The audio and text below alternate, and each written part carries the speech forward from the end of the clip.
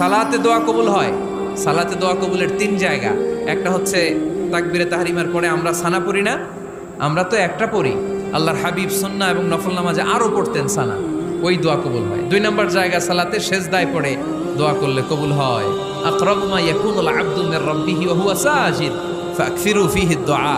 বান্দা যখন সেজদায় লুটিয়ে পড়ে, বান্দা আল্লাহর সবচেয়ে কাছে চলে যায়।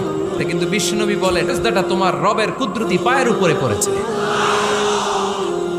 সেজদায় পড়ে দোয়া করেন। সালাম ফিরানোর আগে বিশ্বনবী দোয়া করতেন, লা ইউসাল্লিমান্না আহাদুকুম হাত্তা ইয়াতাআওয়াযা মিন আরবাআ।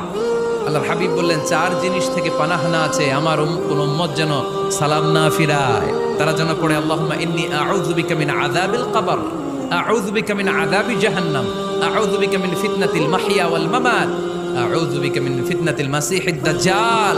আল্লাহ কবরের আযাব থেকে বাঁচাও, আল্লাহ জাহান্নামের আগুন থেকে বাঁচাও, আল্লাহ জীবন